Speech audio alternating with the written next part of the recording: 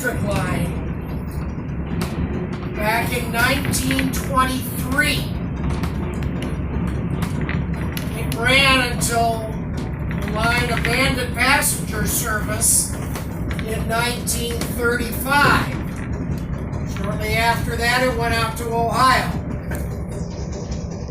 We got it back 7 or 8 years ago as an Ohio museum closed. We were thrilled that it was available so that we could actually have a working car that originated on the line. The line itself began all the way back in 1896. Built in sections between Carpentersville on the north and Yorkville on the south. Now keep in mind that's less than 20 years after Thomas Edison's big discovery. He and his engineers around the world realized that electricity and motors would dance well together. And they set about integrating the components necessary to build electric rail cars. A gentleman by the name of Sprague perfected the trolley pole, amongst his other accomplishments, in 1888, and then they couldn't build them fast enough. Car lines and car plants started popping up all over the planet. Sprague also perfected what's called the MU operating system. MU standing for multiple unit, allowing cars to be coupled together and controlled from one end or the other. That revolutionized the industry. Now, as I mentioned earlier, the line abandoned its passenger service in 1935 due to Henry Ford's invention. One of our founding members has decked out his backyard in a railroad motif, and the neighbor was bitten by the bug. When you get bit, you can't help yourself. When you get built.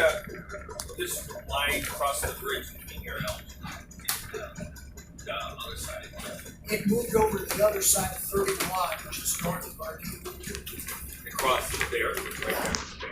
And how about you move it to the west side? Yes. Where did it cross? Down where the tracks are straight ahead there? Where the bridge is now? Where the bridge is now? Where the bike bridge is. That's where it crossed over there. And then where did it cross St. Charles? Had I gone there? Because I know it moved back over to the west side. Right, yeah, in the end, back and forth. Yeah. So where there.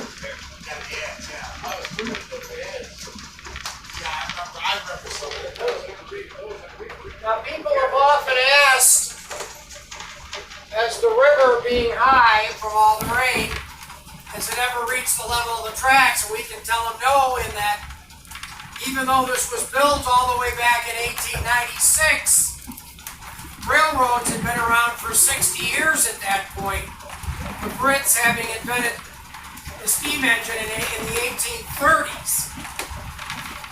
And I'm sure they quickly came to realize you build near a river, you gotta build it high. Now, and as a result, we've never had issues. However, if you look out over here, the bike path at this section is flooded. And people often portage their bikes up onto the tracks, creating very delicate operations. You know why there's a piece of concrete in the bike path back there? Been there for years. I didn't know if it was related to this anyway. But I've got There's a hump of concrete there. Right. I didn't know that. Now this was the storage yard. I'm sorry, excuse me. It is our storage yard for rail and ties and for a staging area for our pumpkin trolleys next month. But once upon a time, freight cars on this line would run up alongside the Illinois Central and collect freight and then run up and down the line making deliveries. The last freight customer, who was the state hospital,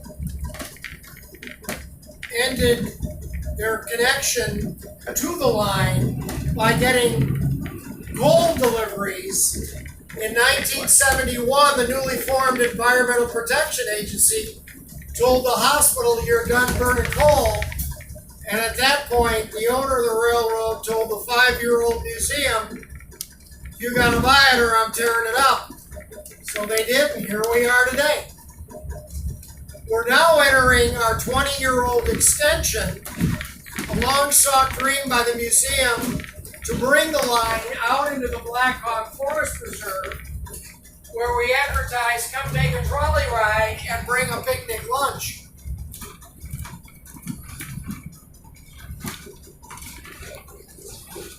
What are the Halloween rides? We have pumpkin trolleys and ghost trolleys. What are the pumpkin rides? They start third weekend in October. Are they different than the regular ride? Oh yeah, pumpkin. Actually, all trains that day. That's a steam whistle you're hearing, by the way. Stop at the pumpkin patch. Oh, really? That's actually a whistle. Number 5, that's Once upon a time, this was a rock quarry used to mine the ballast, which are the little rocks that sit under the railbed. In the construction of the Illinois Central 165 years ago. Thank you. Someone said it right. My family calls it rocks. I'm just like, what time? Yeah, it is. It's railway stuff that I get annoyed about. It's stupid. But